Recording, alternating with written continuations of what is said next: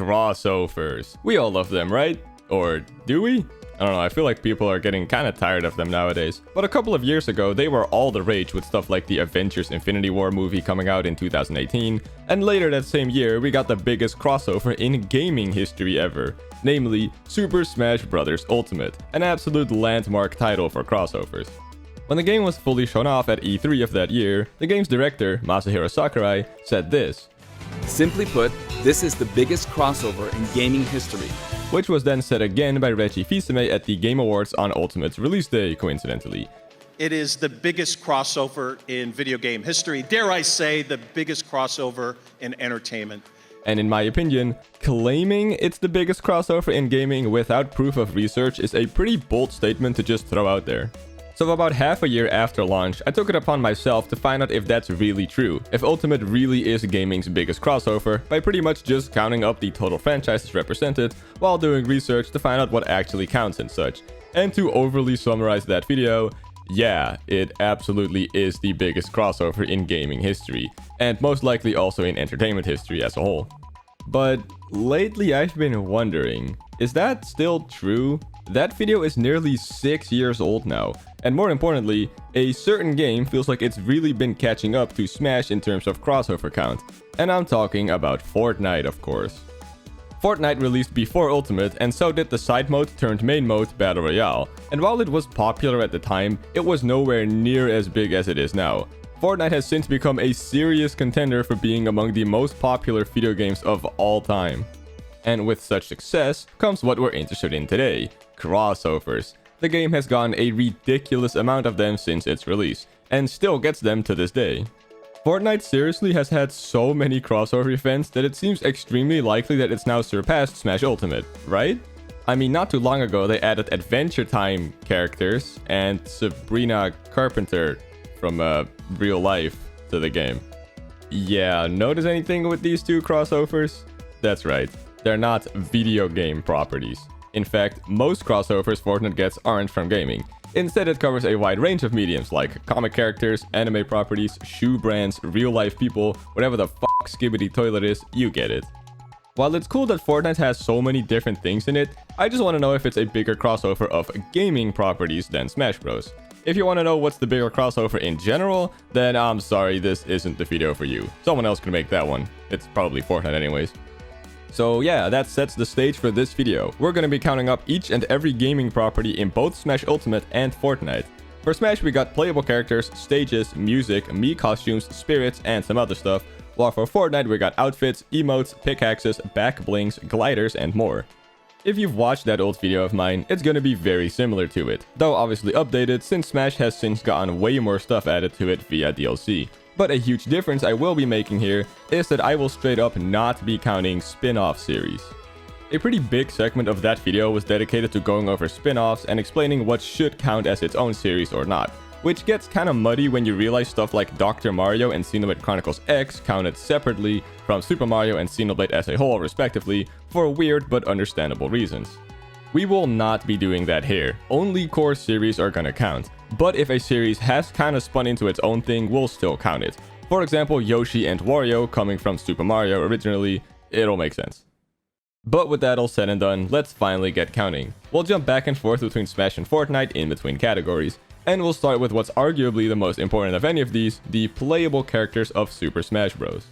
This is gonna be fun. Right off the bat, we have Super Mario, Donkey Kong, The Legend of Zelda, Metroid, Yoshi, Kirby, Star Fox, Pokemon, Earthbound/Mother, whatever you want to go with, F-Zero, Ice Climber, Fire Emblem, Game & Watch, which is an interesting case as it actually just represents a series of hardware released by Nintendo, which each had a pre-installed game on it. But for the sake of this video, he just represents the Game & Watch series. Continuing on, we have Kid Icarus, Wario/WarioWare, whatever you want to go with, Metal Gear, Sonic the Hedgehog, Pikmin, Rob, which is another interesting case. He's actually just a real-life peripheral or toy that worked with 2 NES games. So I honestly wouldn't put it past anyone if they said Rob doesn't represent an actual video game series. But for the sake of this video, I'm gonna say he represents the Robot series, which is what the 2 games he worked with were labeled as. Right, let's continue counting, but not for long as we have Animal Crossing, Mega Man, and Wii. Not Wii Fit, but Wii. What do you mean Wii, you might be asking? Well, this might be a little confusing, but Wii Fit officially isn't a series of its own. Rather, it's part of the Wii series, which consists of a couple smaller sub-series, namely Wii Sports, Wii Play, Wii Fit, Wii Party, and a couple oddballs, namely Wii Chess, Wii Music, and Wii Karaoke U, which is not part of Wii Music for some reason. Also, fun fact, the latest entry in the Wii series is Nintendo Switch Sports, as part of the Wii Sports sub-series. Isn't that weird? These things are technically from the same core series as Wii Fit Trainer. Okay, I'm getting off track now. Let's just continue with Punch-Out, Pac-Man, Xenoblade Chronicles, or Xeno, whatever you want to go with, doesn't matter for this video, get off my back Xeno fans, Duck Hunt, Street Fighter, Final Fantasy 7, Bayonetta, Splatoon, Castlevania, Persona / Shin Megami Tensei, again, doesn't matter for this video, Dragon Quest, Banjo-Kazooie, Fatal Fury, ARMS, Minecraft, Tekken, Kingdom Hearts, and lastly, Super Smash Bros. I've gone over this a lot on my channel, so I'll keep it short this time. But the Mii fighters are original characters from the Super Smash Bros. Series. Mii's themselves are not part of an actual series. Rather, they're just Nintendo's customizable avatars introduced with the Wii system, not Wii Sports. That just so happens to be the first actual game to use them. Smash for 3DS and Wii U created Mii Brawler, Mii Sword Fighter, and Mii Gunner as original characters, based on the Mii avatars. You know, they're from the same series as Master Hand and Taboo, you get it. So counting that all up, Smash Ultimate currently sits at a whopping 40 different series represented with playable characters, which I don't think I have to tell you is quite a lot. But don't forget, the point of this video is to compare Smash against Fortnite, to find out which is gaming's biggest crossover. So let's kick this game off with what's the biggest category, outfits, or skins, or whatever you want to call them. You know, the things that changes how your character looks. Yeah. Since we're counting Super Smash Bros. Itself as a series represented in Smash, let's be fair and do the same thing here. Everything that's original to Fortnite, such as Jonesy, will count as the Fortnite series. Fair enough, right? With that said, let's move on to actual crossovers. And for skins, we have Borderlands, God of War, Halo, Street Fighter, which is our first series in this video to appear in both games. Just for fun, at the end of the video, I'll list off everything that does so. But for now, let's just continue.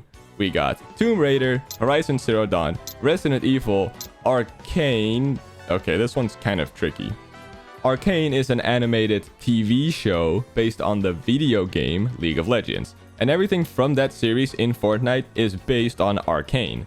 So does this still count as a gaming crossover? Yeah, I think it does. It might be kinda dumb that I'm even debating this, but like I said in the intro of this video, I'm not counting any kind of spin-off material, which Arcane is. So why am I still counting it here? Well, Jinx, who is this girl, is still a character in League of Legends, like she's actually in the game. If everything Arcane related in Fortnite was only original characters and such that aren't in League of Legends, then I wouldn't count it as a gaming crossover. But since these are still from video games originally, I'll still count it. With that said, let's move on with the list. We got Gears of War, Assassin's Creed, Destiny, Goat Simulator, yes really, Doom, Dead Space, The Witcher, The Elder Scrolls, Alan Wake, Metal Gear, Fallout, Lethal Company, Unreal... Okay, this one's also kind of weird. You know the Unreal Engine, which a ton of video games are made with, ranging from stuff like It Takes Two to Yoshi's Crafted World and even Fortnite itself? On top of being a game engine, it's also a video game series with its own sub-series, one of which being the Unreal Tournament series, which this dude is from. So the Unreal series is also represented in Fortnite. Nice and easy, right? Kinda. Whatever. Let's just wrap this up. We don't got many outfits left, namely just Cyberpunk and Mortal Kombat. Those are all the obvious skins in the game, but there are two more sneaky ones I gotta bring up. The first of which is Nathan Drake from Uncharted. The reason this one's sneaky is because this is from a collab they did to promote the Uncharted movie from 2022. As you can see, the character model is even based on Tom Holland, the real-life actor that played Nathan Drake in the movie. And the skin also isn't marked with the Gaming Legends series rarity in-game, which almost all other gaming-related stuff is marked as.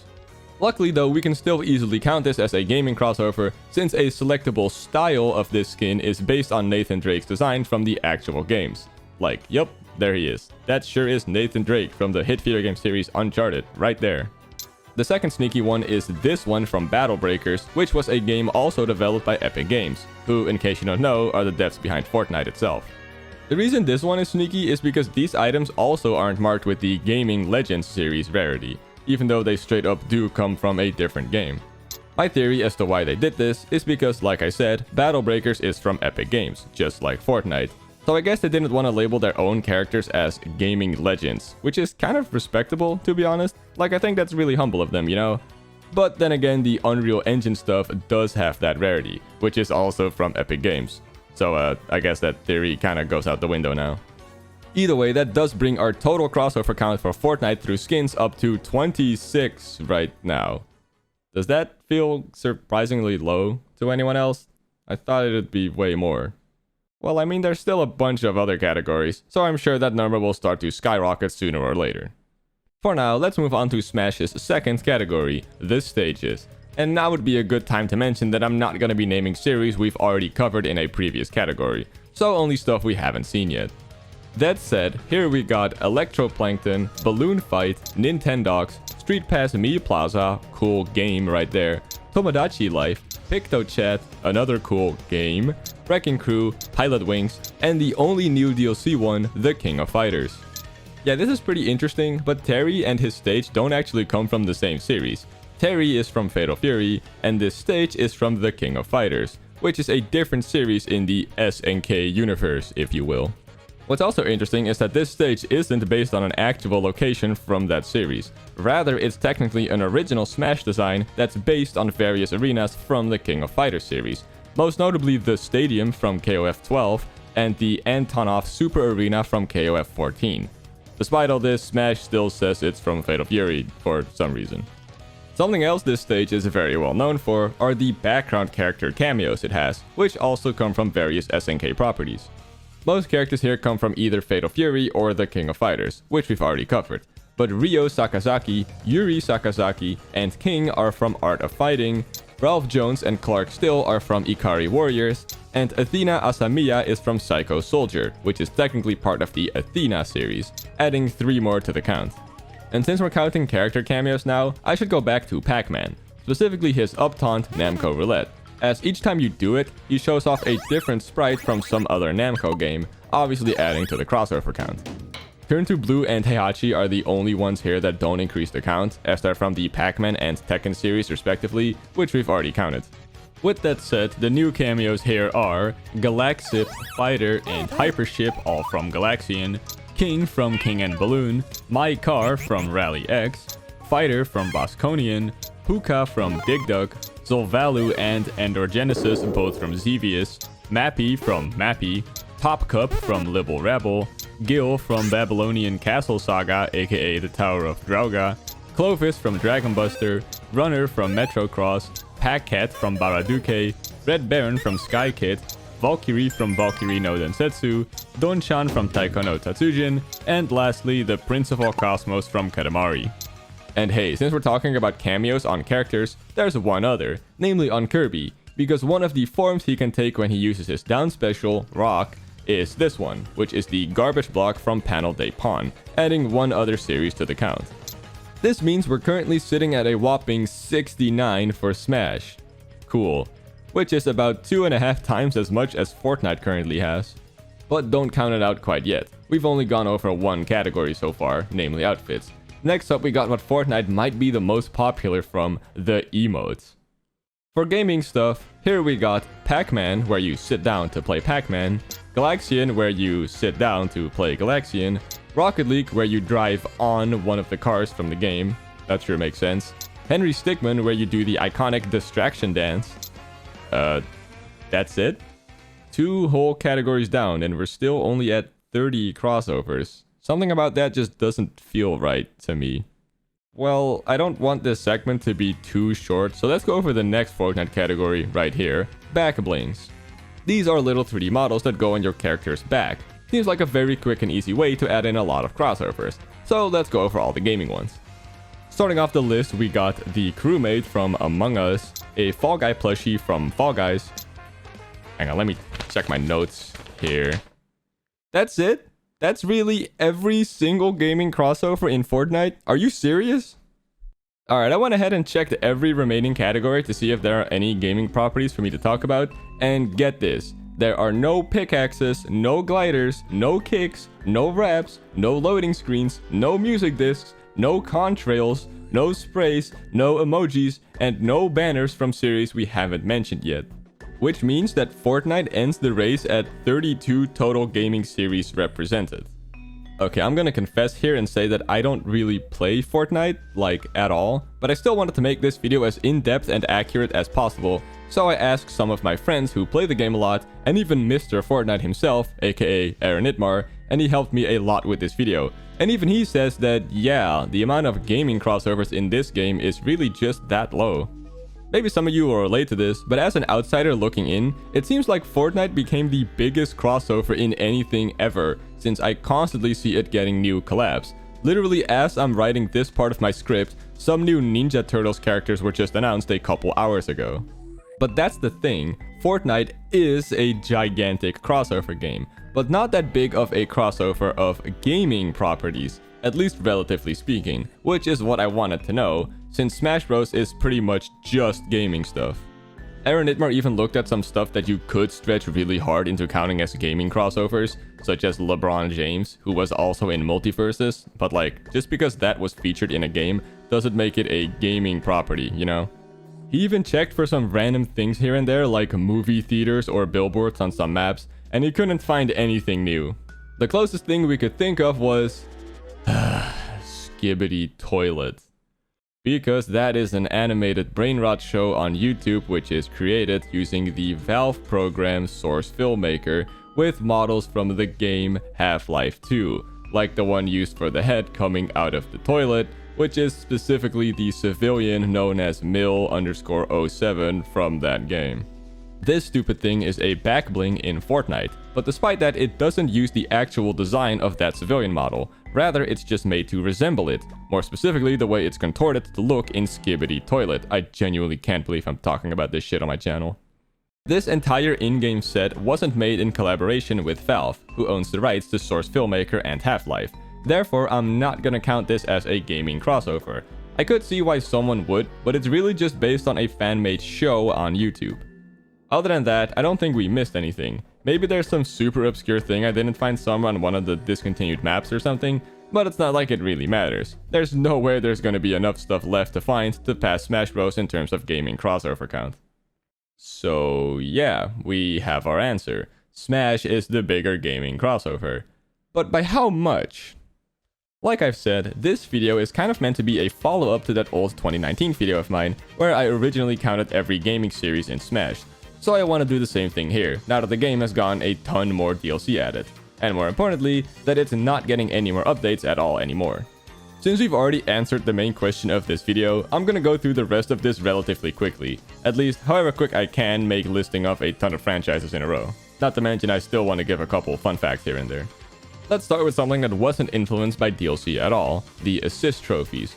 Here we got Color TV Game with Color TV Game 15, Sheriff with Sheriff, Devil World with Devil, The Mysterious Murasame Castle with Takamaru, SimCity with Dr. Wright, Kare no Tame ni Kane wa Naru with Prince of Sable, Joy Mech Fight with Sukapon, Golden Sun with Isaac, The Legendary Starfy with Starfy, Brain Age with Dr. Kawashima, Art Academy with Fins, Swap Note with Nikki, Dylan's Rolling Western with Dylan, Fatal Frame with Yuri Kosakata, Nintendo Batch Arcade with Arcade Bunny, Bomberman with Bomberman, Virtua Fighter with Akira, Monster Hunter with Rathalos, and Shovel Knight with my code Shovel Knight.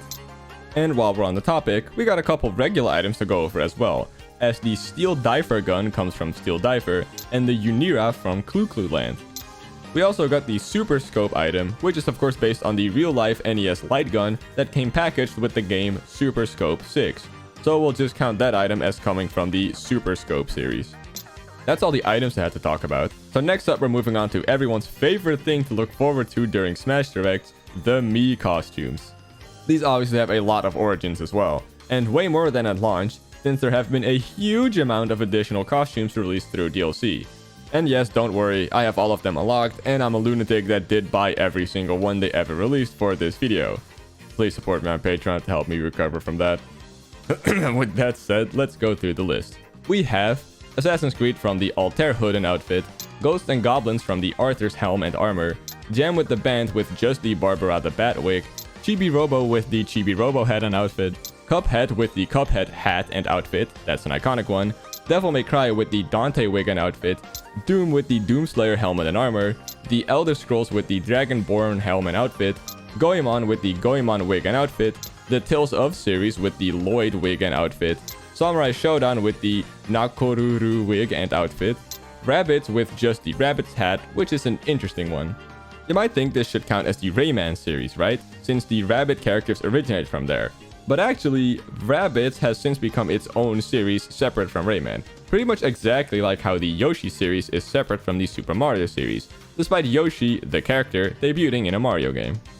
Anyways, continuing on, we have Custom Robo with the Ray Mark III helmet and outfit, Sin and Punishment with the Saki Amamiya wig and outfit, Undertale with the Sans mask and outfit, which is easily one of this game's most well-known DLCs, funnily enough, Shantae with the Shantae wig and outfit, Nintendo Labo with the Toy-Con visor and outfit, No More Heroes with the Travis wig and outfit, and lastly Fallout with the Vault Boy mask and Vault 111 jumpsuit, which is just one entry removed from also being the 111th series. That would have been a really funny coincidence. Next up, we got the music to go through. And here, each time I mention a song, I'll play it in the background for a little bit. I'm sure that won't get super annoying. And again, don't worry, I have all of them unlocked and all the DLC ones purchased. I'll be going in the order that the songs appear in the All album in-game. Meaning the first one we got is Excitebike, aka the Excite series, which right off the bat is an interesting case, as that's actually a song from Mario Kart 8. Just, you know, from the Excitebike track in that game. Smash just interestingly lists it as coming from Excitebike itself, and then in the little extra text here that normally displays who made the arrangement on remixes, it says from Mario Kart 8. I'll still count this as it does make sense, and Excitebike has a spirit as well, so we'd be counting it later in the video anyways. Right, let's actually get through the list now. Oh, and by the way, if a series has multiple songs, I'm just gonna be naming the first one that's in this album. So we got Dragon Spirit, Wonder Momo and Thunder Scepter, both via the same retro medley, Getsu Fumaden, Alpha Mission, Metal Slug, Mach Rider, Famicom Fairy Tales, also known as Shin Onigashima and Yuyuki, same series, Famicom Grand Prix, Tetris, the X series, yeah that's the name, this isn't Twitter, Goldicept, the 1080 series, Big Brain Academy, Baten Kaitos, Personal Trainer, Sho Soju Mecha MG, Wii Shop Channel, which is a weird case as that's literally just an online storefront, a dead one at that as it's been shut down by now, but we're still gonna count it as a series because, well, because I said so. Same with the Mii Channel, another interesting case that we're still gonna count. Soma Bringer, Glory of Hercules, Rhythm Heaven, My Goat, please buy Groove when it releases, Captain Rainbow, AR Games, Freaky Forms with the second worst Smash remix ever made, Sakura Samurai, Style Savvy, Nintendo Land, The Wonderful 101, NES Remix, which is another quirky one. It's kind of a weird game since it's actually just a compilation game of NES games, but they're mixed together in a pretty cool way. Either way, I definitely think this should count as its own series, right? I mean, this is an original song from it. Anyways, finishing off the music section, we have Fossil Fighters, Pushmo, Codename STEAM, or just Codename Steam, Miitopia, Tank Troopers, Snipper Clips, and lastly, Ever Oasis. And that covers all the franchises represented through Smash's music, meaning the only category we have left are the spirits, which is both the biggest one and the most boring one, easily. Look, if you ask me, spirits are kind of an insanely lame way of being represented in Smash. Like you grab this PNG of Leon Kennedy from Resident Evil, slap it in Smash as a spirit, and boom, Resident Evil is technically represented in Smash. Yeah, it comes with a pre-made CPU battle that's supposed to invoke the characteristics of Leon, but that obviously isn't anything directly from Resident Evil, it's just the PNGs. So I think it's totally fair to not count them when it comes to series representation, meaning Smash would end with a total of 148 franchises represented. But spirits do technically count, so I guess we're just gonna have to roll with it. Boo. This was also the segment where I made the most mistakes last time I did this, so this time I made sure to do extra research on like every single franchise here. Also, a quick reminder, what it says here isn't always accurate, with it flip-flopping randomly between showing if the spirit is from a spin-off series or not, or counting something as a separate thing when it's actually part of the main series, and with a couple of the newer spirits just straight up not listing anything at all. so just don't pay attention to that bit of text for each spirit, okay? Right off the bat, I have two interesting ones, that being Wild Gunman and Hogan's Alley. Last time when it came to the Black Box NES games, I honestly switched between considering something part of the same series or not a bit arbitrarily, so this time I'm not doing that. It's pretty obvious both of these are meant to be their own thing, like Clu Clu Land and Ice Climbers are not the same series, you know, neither are all the sports games funnily enough. The only exception I'll still make though is the Robot series, aka Rob series, since these two games feature the same characters and such, and are actually clearly meant to be a series of two games, that is. With that all said, Wild Gunman and Hogan's Alley will be considered separate series for this video, and so will baseball, tennis, volleyball, and ice hockey. It's a little silly, but it is what it is. Right, moving on then, we have the Disk System, which was a disc-based add-on for the Famicom, aka Japanese NES, with its own little mascot and everything. Yes, we're counting this. Rob counted 2, put some respect on Discoon. Okay, actually listing stuff off now, we have Urban Champion, The Wars series, Famicom Detective Club, Yakuman, Mole Mania, Card Hero, Battle Clash, Stunt Race FX, Marvelous, Tsute Hakun, Hajimari no Mori, Teleroboxer, Wave Race, Kururin, Napoleon, Magical Star Sign, Tomato Adventure, Senen Kazoku, Chalian aka Chi Chai Alien, The Tower, Drill Dozer, Calciobit, Cubivore, Eternal Darkness, Gift Pia, Trace Memory aka Another Code. Okay, next up is a really dumb one. It's Osu Tatake Awadan and Elite Beat Agents separately. The first one was a Japanese exclusive rhythm game for the DS, and when they wanted to localize it for Western audiences, they ran into a problem, namely that this game is extremely catered to Japanese audiences. A ton of the songs are in Japanese, plot elements are based on Japanese folklore, etc, etc. And if you took all that out, you'd barely have a game left to localize. So what they did instead was take Osu Tatake Awadan and completely rework it into something else, namely Elite Beat Agents. The gameplay is the same, but everything else is now made for Western audiences. The song list is entirely different, the characters are different, the story is different, you get it. So even though they play basically the same, the overall experience is very different, and Elite Beat Agents is technically its own series, despite being based on another. I actually counted these two separately last time I did this as well, and I got a ton of comments about it, but no, I was right. I do my research. Most of the time. Also, fun fact, since Elite Beat Agents obviously didn't release in Japan, it is currently the only Western exclusive series to be represented in Smash Ultimate at all. That's kinda cool. Thank you Smash Wiki for that fun fact. I never would have realized that myself. Anyways, let's just move on. We're coming up on a case that's kinda similar but also different at the same time in a bit. Project Hacker, Hotel Dusk, Kurukin Nano Island Story, Number Battle, Slide Adventure Mac Kit, Ash Archaic Sealed Heat, Make 10 A Journey of Numbers, Luxley's Lineup, Tsukutu Utao Saruband, Disaster Day of Crisis, Tact of Magic, Sangeki no Regin Life, and Kansaku, Fling Smash, The Last Story, Pandora's Tower, Kiki Trick, Harmonite, Fluidity, Nintendoji, Darumeshi's Sports Store, and Rusty's Real Deal Baseball as one series. This is what I was talking about. Darumeshi's Sports Store was a 3DS game released in Japan, but unlike Osu Tatake Awadan, this game was actually fully localized. Its name was changed to Rusty's Real Deal Baseball, but more importantly, the main character of the game, Darumeshi, had his design completely changed in the Western release, as well as his name obviously. So these two are actually the same game, and these two are the same character. It's just that they differ in name and design per region, as well as the name of the game itself obviously, hence why they're listed differently in Smash itself. Moving on from all that, we have Box Boy, Sushi Striker, Rayman, now we get into DLC spirits, Daemon X Machina, Resident Evil, Astral Chain, my god, I love this game, River City, Warframe, Ring Fit Adventure, the Mana series, Octopath Traveler, Bravely Default, Sakuna of Rise and Ruin, which, fun fact, is the most recent series to be represented in Smash, as well as the only series in Smash from the 2020s, as this game was released in 2020. Pretty interesting. Thanks again to Smash Wiki for that fun fact, I never would have known. We only have 3 series left here, by the way, those being 13 Sentinels, Power Pros, and lastly, Hades. Yeah, okay, so you might be wondering why the 13 Sentinels and Hades spirits don't have their series name listed. and the reason is really stupid.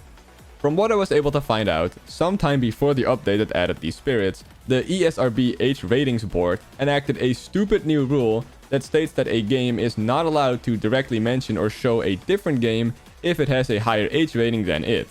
Smash Ultimate has an H rating of E10+, and both 13 Sentinels, Aegis Rim, and Hades are rated T for teens, which is higher than E10+.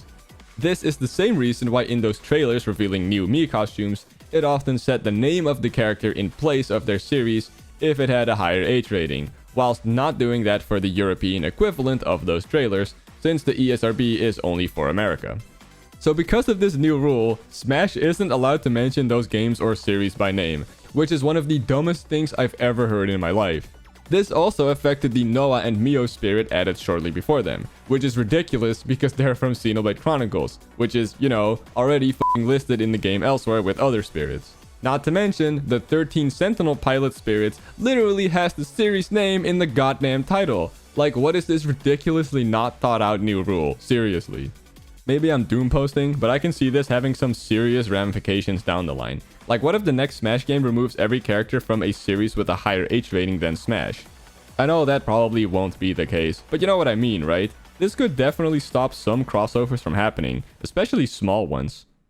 Alright, I gotta calm down. We're here to count series represented, and after all the spirits we just counted, Smash Ultimate sits at a whopping 220 series represented.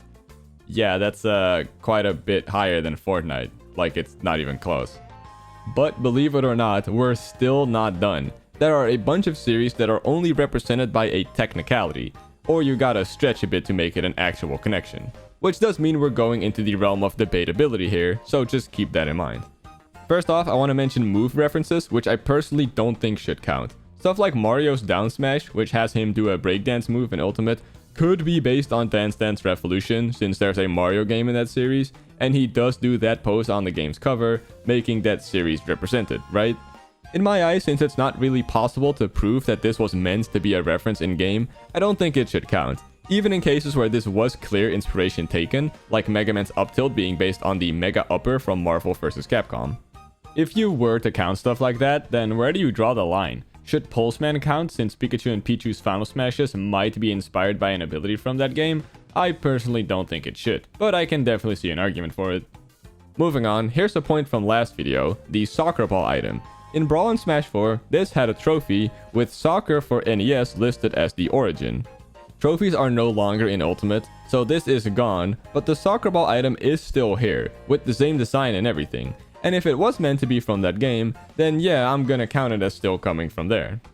Here's a quick one, Mickey Mouse, because of the keychain on Sora's Keyblade. Yeah, this absolutely counts as a crossover in my eyes, but not for this video, because it's not a gaming franchise. Yeah, Mickey Mouse has games, but you know what I mean, it wasn't made as a gaming franchise, which is what we're counting in this video. Just mentioning it here because I know I'd get some comments about it. Here's an interesting one, Afterburner. This was an arcade game released by Sega in 1987, and the main theme sounds like this.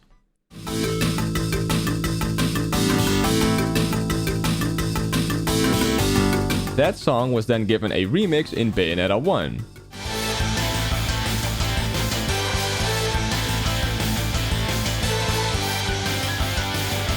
And this remix is in Smash. So here's the dilemma. This song that's playing right now is technically a Bayonetta original song, but it's based on a song from a different franchise. So should that count? Smash itself even says it just comes from Bayonetta.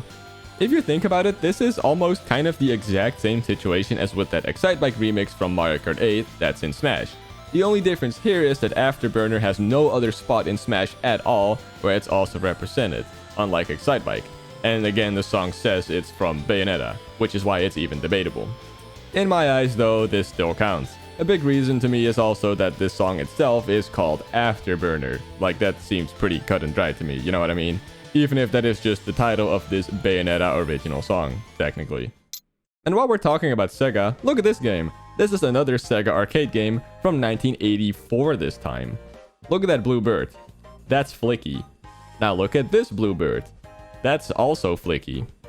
Yeah, Sega took this character and made them one of the reoccurring animals you save in the Sonic franchise. Like, that's literally supposed to be Flicky. And guess what? He appears on the Windy Hill Zone stage in Smash. Should this count as flicky representation? I'm gonna say yes. I'm a bit hesitant about it. Flicky has basically just become a Sonic character now, and it's not like Flicky is a long-running series still getting games or anything. I mean, it just has the one game I mentioned. But what's making me count it in the end is that he's literally the titular character from the game. If it was some random background character, I wouldn't count it. Which brings me to our last series for today, Doki Doki Panic. Everyone knows by now that this Japanese exclusive game was changed into Super Mario Bros. 2, with the 4 playable characters being changed into Mario, Luigi, Peach, and Toad. This actually had some huge lasting effects on the Mario series. Peach's float ability originates from this game, so did Luigi's flutter jump, and more importantly, a bunch of actual Mario characters such as Birdo and Shy Guy come from this game. All of those things I mentioned appear in Smash Ultimate, by the way. So does any of that count as Doki Doki Panic representation? I'm gonna say no. When I think about it, this is kind of the exact same situation as Darameshi's Sports Store becoming Rusty's Real Deal Baseball in the West. They just changed some things, specifically characters, to cater to Western audiences more. Doki Doki Panic though seems like a game Nintendo doesn't want you to remember, with them never re-releasing it in any way, and even releasing the localized version back into Japan as well as Super Mario USA. And honestly, I don't blame them. Do not look up what Koopa shells were in the original Doki Doki Panic. With that all accounted for, Smash ends the race with 223 non-spin-off franchises represented, and Fortnite ends with 32. I'm honestly really surprised that Fortnite has this few gaming series represented, at least compared to Smash and relative to how popular it is. Like I said earlier in the video, I don't play Fortnite, but I was seriously expecting it to at least be close to Smash in terms of how big of a gaming crossover it is. It wasn't until way after I started on this video that I learned that Fortnite is actually just a big crossover of general media, not gaming media per se. Again, if you do count non-gaming properties, Fortnite might edge it out over Smash, but that's not for me to figure out. Like, when I think about doing that, should I even realistically count real-life people being represented as a franchise? If any content creator out there decides to go figure this out because of this video, give me a shout out in it. But more importantly, let me know. I would love to see something like that. Just be warned that something like this requires an insane amount of research and some judgment calls here or there. It's pretty much impossible to get an exact accurate number. Speaking of research, I want to shout out Fortnite.gg. Almost everything Fortnite related in this video is directly thanks to that site. They're not officially affiliated with Fortnite or Epic Games, meaning it's a fan-run site. So I just wanted to pay my due respect. This video would not have been possible without them. Also, I want to thank Aaron Nitmar, who helped clear up a lot of confusion about Fortnite. I swear I feel like an out-of-touch old man talking about this game. He even helped me find a couple more obscure video game series represented in it. Thank you, Mr. Fortnite. Anyways, I promised earlier in the video that I would list all of the series that are represented in both Smash and Fortnite, which is of course not the biggest list ever, being only 9 entries. Namely, Street Fighter and Metal Gear, which are the only series to have both a playable Smash character and Fortnite skin, with Ryu and Snake, though surprisingly no Ken. Pac-Man has a Smash character and a Fortnite emote, both of which represent the classic Puckman design in some way. Galaxian is represented through the Namco roulette taunt on Pac-Man and a Fortnite emote. Resident Evil has a Spirit and a Fortnite skin.